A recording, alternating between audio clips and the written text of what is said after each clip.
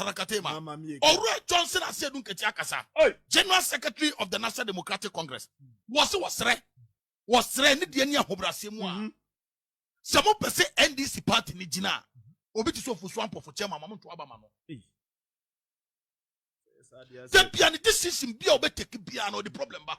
One ne be pre position no. Decision bia nanse ya oye so be ko for panyini fie. Emro hokono ana ofre Jomama ka che ne se basa. Me na me pesa me nko enko NDC di mu. Wemwa sa no so Johnson Asiedu Nketia no. Waka che se chale baby a wo kono. Dabi tie baby a wo kono. Me de me no nya adwen. Wo Ofosu Ampofo na de wo pe ekopie mu ho. Wo wie ye na ye ba se wo no. Wo say me friend Jomama ka se ai. Entitie. Johnson Asiedu Nketia say, mo pani pa na dwene mu do. Obi a wo ye correct, obi a na dwene ye adwuma. Obi o betima je power ama mo de a.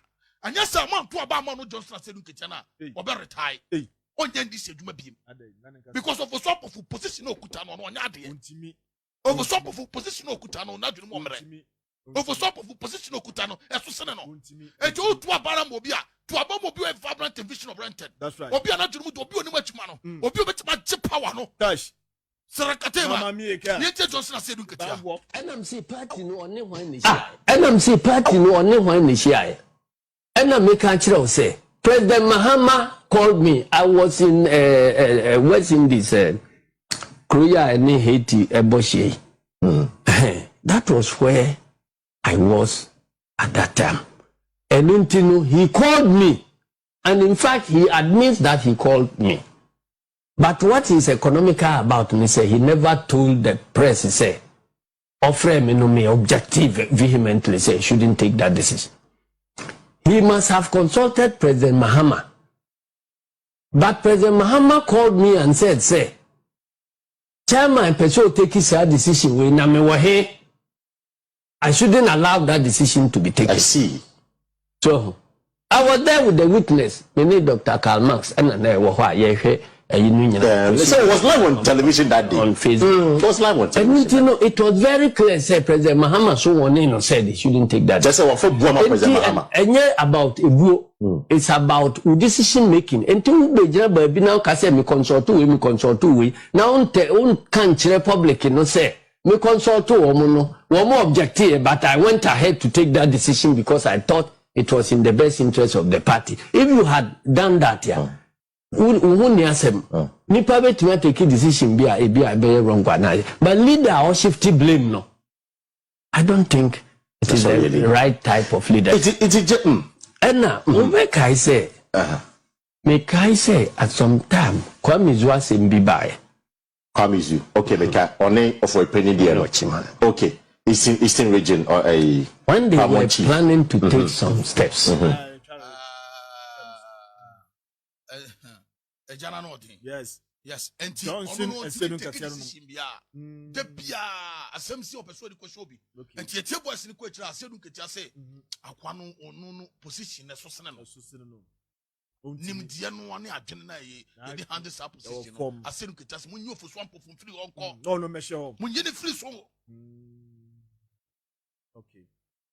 No. What I say munyi ne free so a. Yes. Johnson Ekasa no. Asem na no de. Ayi so akasa Elvis free yankra. Elvis I also the crat be pia but ma menka wasem. Okay. Elvis free yankra say one what in kind. What ti what aigbe and was at brofo. Obi ti se fifi kweti.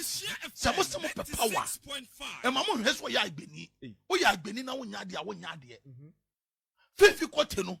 Ono no apart from that no I be kasa ne brofo nko an wote oba ashantere don't me no mu ni ontumi no mu ni nkomo o question no don't me obi ani nkomo o de kasa bi apart from agbe ne brofo entidi pasa no o de ne general secretary ye entitie Sarakatema Ora Johnson Asiedu Nketia kasa General Secretary of the National Democratic Congress was re ne de ani ahobrase mu a se mo pese NDC party ni gina obi ti so Ofosu Ampofo chairman mama to abama no.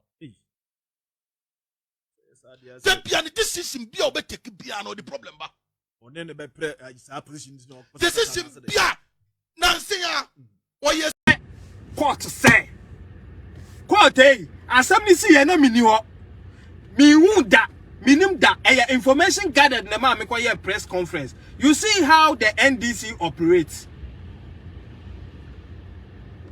Omo trase bo asam na mo ankasa ho a no omo bokwa saa te sa asam na si. They are liars. Atorofo ne NDC fo. Asam omo ka bia Sami Jamfi be ka cho se Matiamidu wonya no kwafo won ka no kure baako because yafa Matiamidu. Ade a chia won se Matiamidu wo pe no kwafo wo ga na ye Matiamidu. Nipa way. Ana wo di na chi. Young boy. Baby papa fa wa bra babo. Na Sami Jamfuru obefulu. Enti Sami Jamfi hwe ya ade na ni aye nyan. Eno no sorry sir my lord, me am ba be gina da kan yes. Hey. Kache, have you forgotten so soon say we say na muma ne man say ne obi awo no. Ono akogina da kan mo se mi hu mati opoku pre. Wo so atro letter de abeto de judge ni nhwem emfa mu awaten no. Wo de ato se na uni ho. Wo be gina da kan mo say mi hu no, tama me ye adwuma wo KMA. Na wone Asiedu ho ahwan nam. What a Jimmy world. Na Sami Jamfi, wo yire wo kanche makura na tie adwam obeka cho say we Jimmy. Because Jimmy Sam na wo ye no.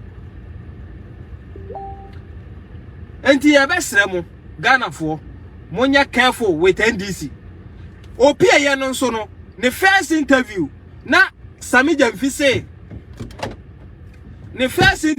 Sami Jamfi say obetua bibia. Once I fed the auto ayampia say na ye buatia na ye bu obi amu bibia ntia no asema me ka kirewi kope Sami Jamfi evidence in chief ne ekan na hwe the court proceedings the course wo ho say wo anka wo kra wo mbobo na